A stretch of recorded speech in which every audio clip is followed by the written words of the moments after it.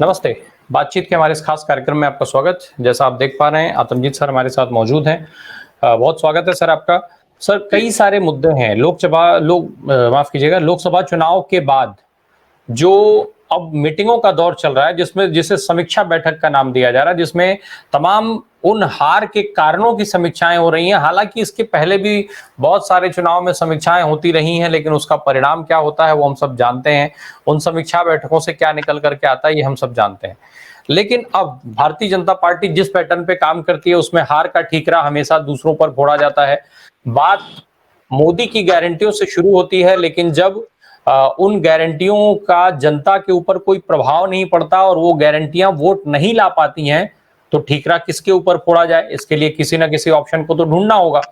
ऐसे में अब कुछ नाम सामने आ रहे हैं। जिस तरीके से मध्य प्रदेश में, राजस्थान में बड़ी जीत के बाद भी शिवराज सिंह चौहान को किनारे किया गया, वसुंधरा राजे सिंधिया को किनारे किया गया, उसी तरीके से अब उत्तर प्रदेश के अंदर मिली इस बड़ी हार के बाद, वहां तो जीत मिली थी लेकिन यहाँ हार के बाद उसका ठीकरा उत्तर प्रदेश के मुख्यमंत्री योगी आदित्यनाथ पर फोड़ने की कोशिश होती हुई दिखाई दे रही है।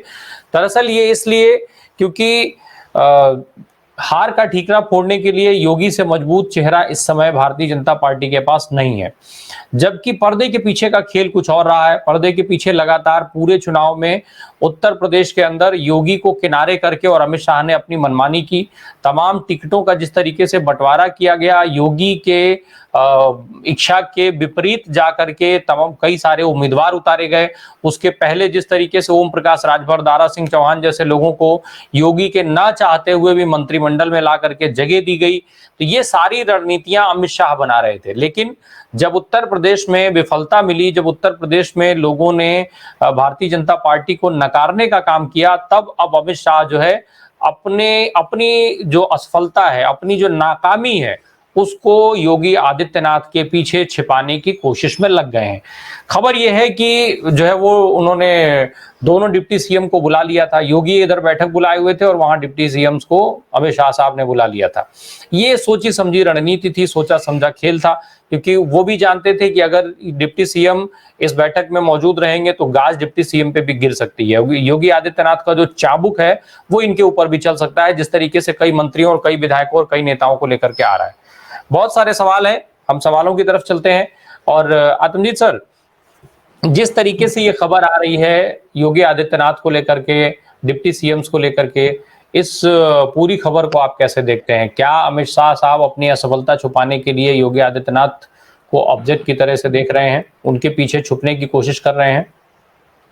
देखिए, आपने देखा महाराष्ट्र में किस तरीके से शिवसेना और एनसीपी को तोड़कर देवेंद्र फडणवीस को वहां इंचार्ज बनाया गया। आज देवेंद्र फडणवीस महाराष्ट्र से तड़ी पार कर दिए गए। आपने देखा मध्य प्रदेश में 3 सक्सेसफुल इलेक्शंस जीतने के बाद, शिवराज चौहान को चौथे इलेक्शन जीतने के बाद इस तरीके से वहां से मुख्यमंत्री पद से हटा दिया गया, ताकि वो मोदी जी के जो मोदी जी प्रधानमंत्री हैं उनके पद के दावेदार न बन जाए। और उसके बाद जब वो मेंबर पार्लियामेंट इलेक्शन लड़े तो 8 लाख वोटों से वो चुनाव जीत कर आए। उसके बावजूद आपने देखा लेजिस्लेटिव पार्टी की मीटिंग तक नहीं बुलाई गई, एनडीए गठबंधन की मीटिंग बुलाई गई। ये एनडीए गठबंधन 400 पार के नारे में क्यों नहीं था? ये एनडीए गठबंधन बीजेपी के संकल्प पत्र में इनका जिक्र क्यों नहीं था? ये किसी भी कैंपेन में नाम क्यों नहीं था? पर जब अपने पे आई, जब 400 घट के 240 रह गए, तो इन्होंने उन्हीं को साथ में बिठाया। भगवा पट्टी हटा, सफेद पट्टी शंकराचार्य की पहन ली, जैकेट का कलर बदल दिया। ये सब काम इसीलिए किए गए कि मोदी जी और अमित शाह साहब अपने ऑप्टिक्स में बहुत तेज है। रंग मंच पर रंग कैसे बदलने हैं, मंच कैसे बदलना है, कैरेक्टर कौन सा लेना है, ये सब लोग बखूबी जानते हैं। और हर बार वो ऐसा कुछ नया करते हैं कि जिसमें उनको लगता है अरे ये तो बड़े नए स्वरूप में आ गए। आपको याद हो लॉकडाउन में एक बड़ी सी दाढ़ी रख के मोदी जी रविन्द्रनाथ टैगोर बने हुए थे। अब हम अपने विषय पर आते हैं। योगी महाराज की क्या गलती थी?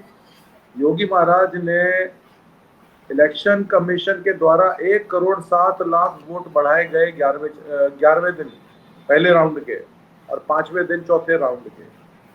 उत्तर प्रदेश में उन्होंने वोटिंग परसेंटेज नहीं बढ़ने दी। जो वोट पड़े उसका डेटा जो कंप्यूटर पे चढ़ा, यहाँ इंटरनेट भी चल रहा था, वो इंटरनेट से सारा डेटा जो है वो अपडेट हुआ। माइनर जो 0.5 या 0.6% का वोट डिफरेंस होता है या 0.28% का वोट डिफरेंस होता है, क्योंकि 3+1 डे पे जब टैली किया जाता है तो उसमें जो ऊपर नीचे होता है, पोस्टल बैलेट होता है, उतना ही वहां पे किया गया, क्योंकि वोटिंग परसेंटेज में गड़बड़ नहीं की गई, क्योंकि ईवीएम में कोई गड़बड़ नहीं की गई। किसी भी पार्टी के किसी कैंडिडेट ने ये नहीं कहा कि भाई हमारी वोटिंग में जो है वो ईवीएम में खेला हुआ है, इसलिए कि उसमें खेला होने नहीं दिया।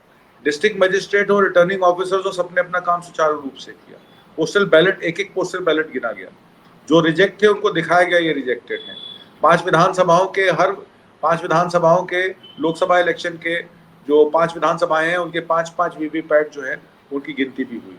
जो वोट गिने जाने थे जिनकी मशीनें खराब थी, पर अगर मान लीजिए वोट का मार्जिन ज्यादा भी था तब भी उन्होंने कहा नहीं कोई बात नहीं, जो मशीनें खराब है उनकी वीवीपैट पर्चियां भी निकालो। मैंने खुद अपनी आंखों से देखा है, बड़े सुचारू रूप से इलेक्शन चला। उसका नतीजा क्या हुआ?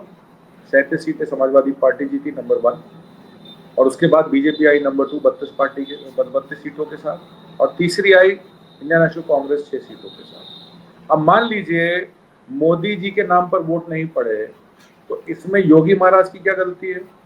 योगी और अमित शाह तो शुरू से ही, आपको याद होगा ब्रिजभूषण शरण सिंह ने एक मीटिंग में स्लिप ऑफ टंग में कह दिया था कि ये देखिए भावी चीफ मिनिस्टर ए के शर्मा मेरे साथ बैठे हैं मंच पर अपने बेटे के कैंपेन में। अजय मिश्रा टैनी जो 120 मुकदमे में दोषी हैं, उनको भी पार्लियामेंट की टिकट दिला दी गई, उनको होम मिनिस्टर बना के रखा। तो कमियां तो अमित शाह में है, पर अमित शाह अपना रास्ता साफ कर रहे हैं। कल को मोदी, मान लीजिए मोदी पे कंसेंसस नहीं बनता है, तो फिर अमित शाह प्रधानमंत्री बन जाए किस तरीके से, और योगी महाराज का नाम न चले। इसलिए योगी महाराज को आतम जी सर, योगी की बात पर अभी हम आते हैं, पहले उसके पहले जरा सी अमित शाह पर भी लौटते हैं। अभी क्या आप जो बात अभी आप कह रहे हैं उसका सीधा सीधा मायने तो ये निकलता है कि जिस तरीके से चुनाव की तैयारी की गई थी, जिस तरीके से चुनाव कराने की चाहत अमित शाह साहब की थी, उत्तर प्रदेश में वैसा नहीं हो पाया।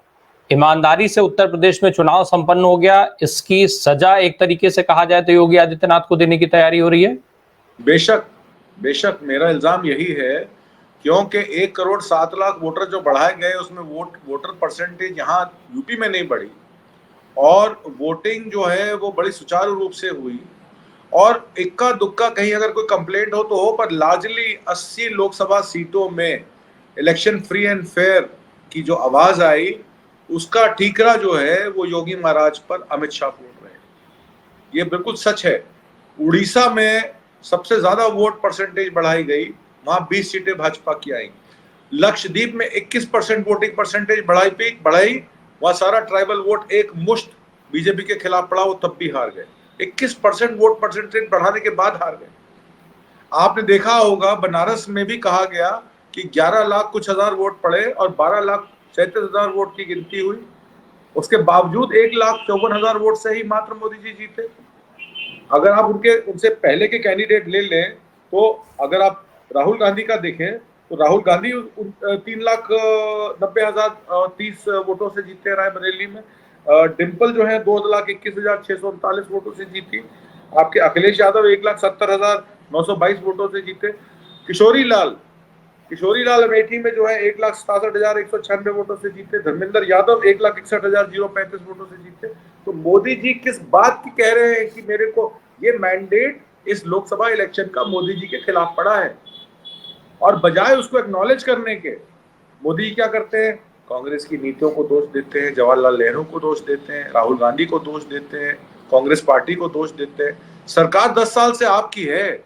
उसी क्रम को आगे बढ़ाते हुए अब अमित शाह साहब योगी आदित्यनाथ को दोष दे रहे हैं। जी, अमित शाह साहब शुरू से ही योगी महाराज के पीछे पड़े हुए हैं, ना उनको वो काम करने देते हैं। सर एक चीज और बताएं, जो जिस तरीके से डिप्टी सीएम को लेकर के खबरें आ रही हैं, भाई डिप्टी सीएम साहब लोग जो हैं, एक तो चूंकि डिप्टी सीएम लखनऊ से आते हैं, उनका विधानसभा क्षेत्र लखनऊ में है, उनका कार्य क्षेत्र जो है लखनऊ माना जाता है, ठीक है कि वो डिप्टी सीएम है, लेकिन लखनऊ की सीट तो भाई वैसे भी भारतीय जनता पार्टी के लिए सुरक्षित है, और राजनाथ सिंह खुद इतने बड़े कद के नेता हैं कि उनके लिए इन सारी चीजों का कोई महत्व नहीं था। ऐसे में राजनाथ सिंह तो स्वतः जीते हुए हैं, तो उसमें एक डिप्टी सीएम का तो कोई योगदान है नहीं। दूसरे डिप्टी सीएम साहब जो लगातार चुनाव पे चुनाव हारते चले जा रहे हैं, विधानसभा का चुनाव नहीं जीत पाते हैं बेचारे, और वो डिप्टी सीएम बना दिए जाते हैं। फिर अब लोकसभा का चुनाव आया तो वही स्थिति, वो ना अपना जो है वो संसदीय क्षेत्र जिता पाते हैं, ना अपने विधानसभा जिता पाते हैं, उसके बावजूद भी वो डिप्टी सीएम बने बैठे हैं। तो क्या वो केवल कृपा पात्र हैं, और वो जो कृपा पात्र यहाँ रखे गए हैं वो केवल और केवल योगी की सियासत को डिस्टर्ब करने के लिए हैं? देखिए, हाँ, सोशल इंजीनियरिंग की अगर आप बात करें तो एनडीए इंडिया का कास्ट कम्युनिटी नॉमिनेशन और रिप्रेजेंटेशन अगर मैं लूं तो अपर कास्ट जिसमें ब्राह्मण, राजपूत, अदर अपर कास्ट आते हैं, उसमें एनडीए के जो कैंडिडेट्स थे वो 31.3% थे और एमपी उनके बने करीब 30%। उसी तरीके से इंडिया के जो कैंडिडेट्स थे 19.2% थे और उनके एमपी से 12.4%। सिमिलरली अगर आप इंटरमीडिएट कास्ट लें जिसमें मराठा, जाट, लिंगायत, पाटीदार, रेड्डी, वोकल लिंगास और अदर इंटरमीडिएट कास्ट आती है, तो उसमें कैंडिडेट्स की नॉमिनेशन मात्र 15% हुई थी, इंडिया अलायंस में 14% हुई थी, उनका 12% शेयर है। ओबीसीज में यादव, कुर्मी, अदर ओबीसीज में 25% कैंडिडेट एनडीए के थे और इंडिया के 26.9 थे। रिप्रेजेंटेशन एमपी का टोटल 30.7 है। तो रिप्रेजेंटेशन में भी इंडिया अलायंस बीजेपी से आगे है। अब आपने देखा किस तरीके से मनोहर लाल खट्टर को एंटी इनकम्बेंसी के चलते अग्निवीर बनाकर हटा दिया गया और नायब सिंह सैनी को, जो कि एक दलित पिछड़े समाज से आते हैं, उनको सीएम बना दिया गया। उसका कोई फायदा मिला? उनको नहीं मिला, 5 सीटें हार गए। ये केशव प्रसाद मौर्य अपनी सीट हारे बैठे हैं, ब्रजेश पाठक का तो नाम नहीं चल रहा, केशव प्रसाद मौर्य का नाम चल रहा है।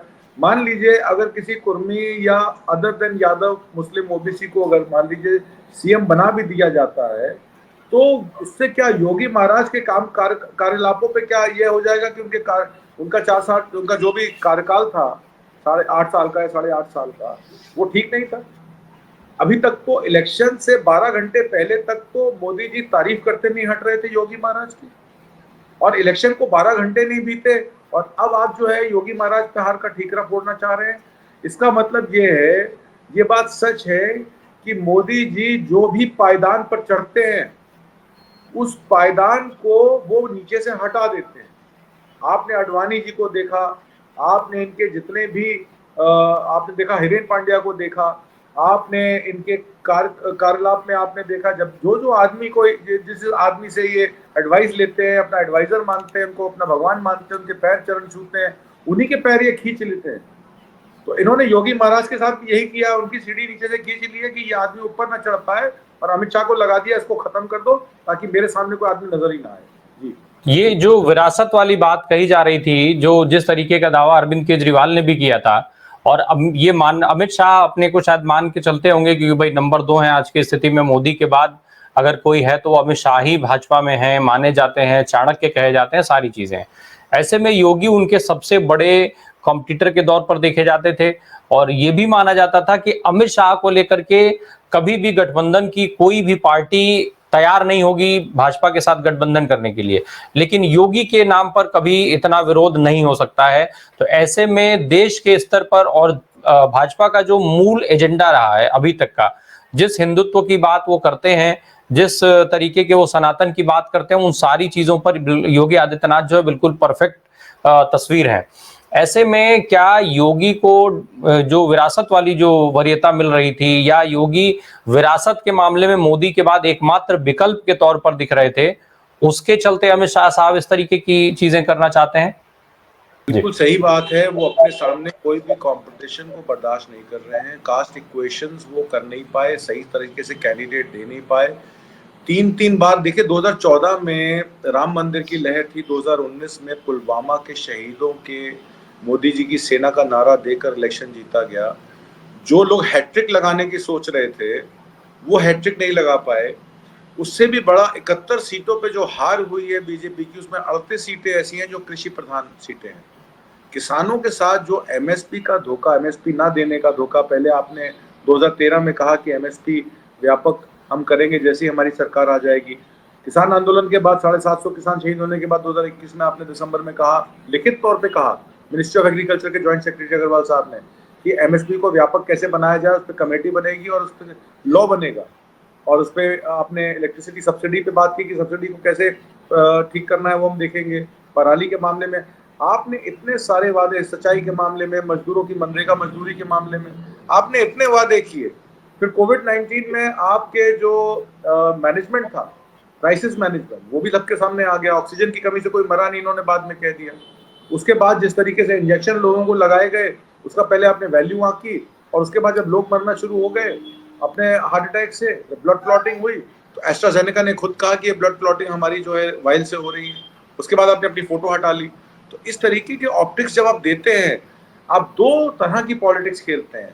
आप पहले तो ओबीसी हो जाते हैं तो आप मंडल की तरफ आ जाते हैं, फिर आप राम मंदिर बना के जय श्री राम की घोषणा के साथ कमंडल की राजनीति शुरू कर देते हैं। तो इस तरीके से जब आप काम करते हैं, 2019 के इलेक्शन पे अगर ये इलेक्शन होते जिसमें 62 सीटें भाजपा की आई थी और उस तरीके का वोटिंग परसेंटेज होता, तो फिर इंडिया ब्लॉक, फिर इनको बीजेपी को कोई दिक्कत नहीं आती।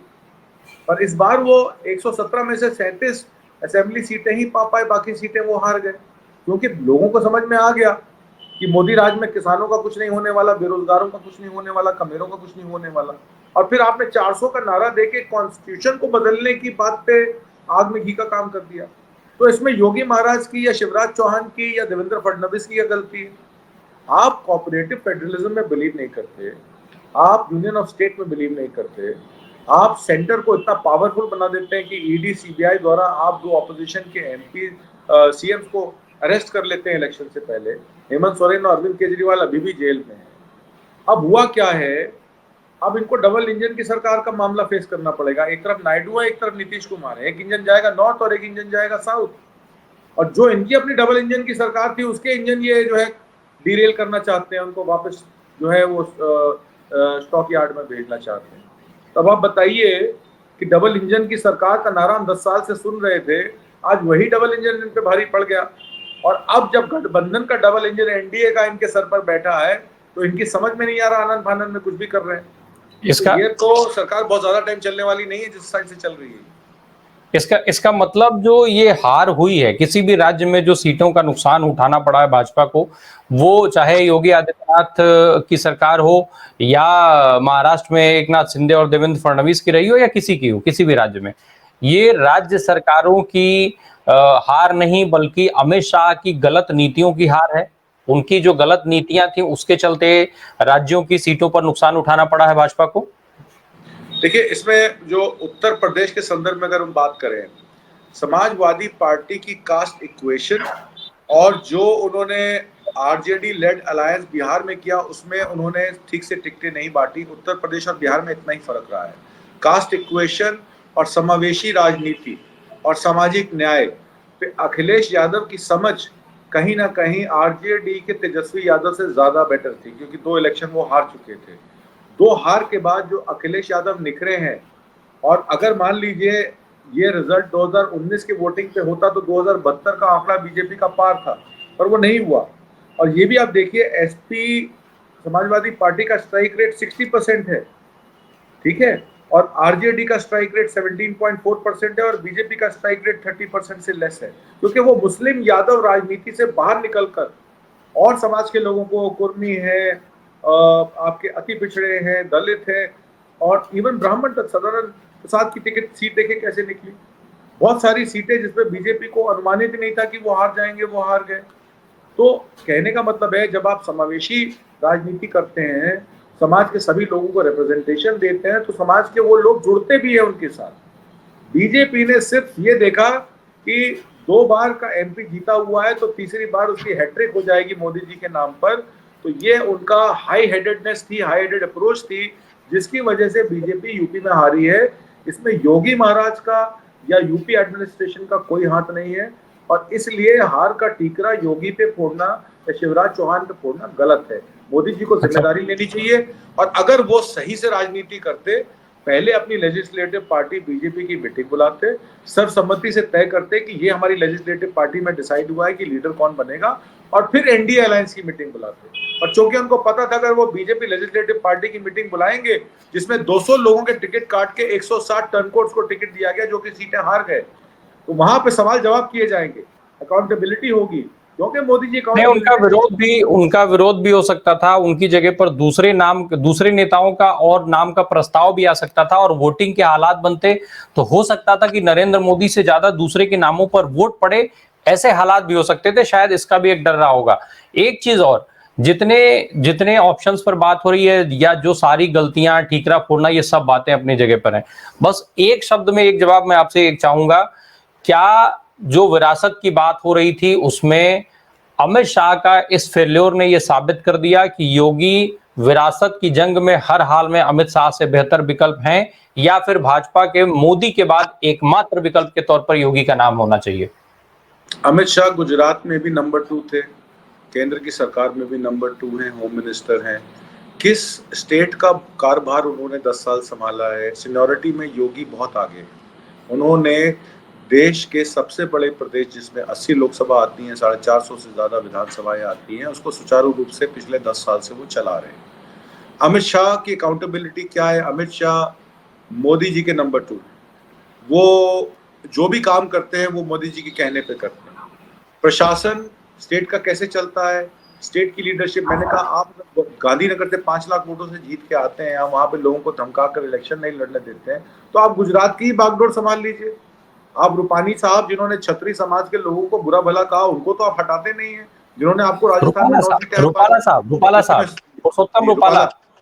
साहब जी, तो उन्होंने आपको राजस्थान में 9 सीटें हरवा दी, हरियाणा में 5 सीटें हरवा दी, और गोलबंदी कर दी। उनके बयान का इम्पैक्ट उत्तर प्रदेश में हुआ सर, उनके बयान का इम्पैक्ट उत्तर प्रदेश में हुआ। उत्तर प्रदेश में जिस तरीके से क्षत्रिय समुदाय के लोगों ने नाराजगी व्यक्त की, खुलेआम की, कोई ऐसा नहीं है था कि पर्दे के पीछे उन्होंने कुछ किया हो, उन्होंने खुलेआम उस पर आपत्ति दिखाई, खुलेआम नाराजगी व्यक्त की और खुलेआम उसका विरोध किया।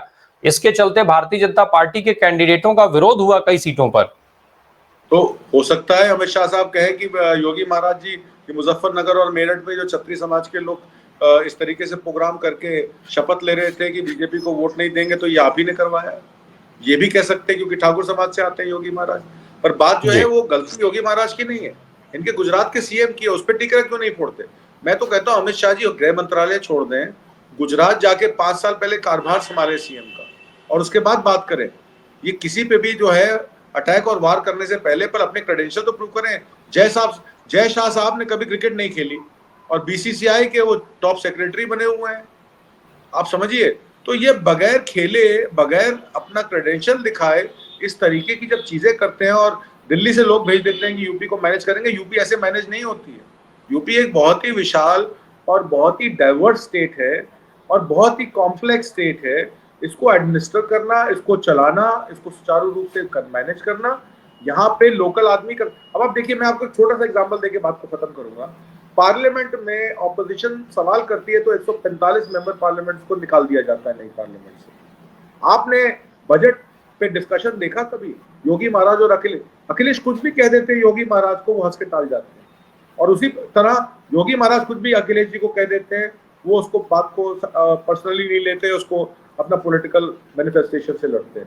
मतलब इस तरीके से यूपी असेंबली चलती है, उस तरीके से तो ये लोग पार्लियामेंट भी नहीं चलाते। तो फिर किस बात की जो दुहाई दे रहे हैं कि योगी जी तो बहुत अच्छा मैनेज किया है स्टेट असेंबली में। इसका मतलब राजनीतिक अनुभव और सरकार चलाने का, सत्ता चलाने का जो अनुभव है, उस हर मामले में योगी आदित्यनाथ जो है वो ज्यादा सीनियर और ज्यादा भारी पड़ रहे हैं अमित शाह पर। और शायद अमित शाह की सबसे बड़ी समस्या यही है, क्योंकि वो योगी आदित्यनाथ को अपने सबसे बड़े कंटेंडर के रूप में देख रहे हैं, सामने पा रहे हैं, और समर्थन भी उनके पास ज्यादा है। संघ से अगर देखा जाए तो वो भी आदित्यनाथ का संबंध ज्यादा मजबूत है बनस्पत अमित शाह के। यही वजह है कि इस तरीके की चर्चाएं लगातार हो रही हैं कि योगी आदित्यनाथ पर ठीकरा फोड़ा जा सकता है। लेकिन योगी आदित्यनाथ पर ठीकरा फोड़े जाने का क्या कुछ असर भारतीय जनता पार्टी के ऊपर पड़ेगा, ये आने वाले समय में पता चलेगा, अगर मुख्यमंत्री की कुर्सी जाती है तो। बहरहाल बहुत बहुत धन्यवाद आतमजीत सर इन महत्वपूर्ण जानकारियों के लिए। Thank you so much.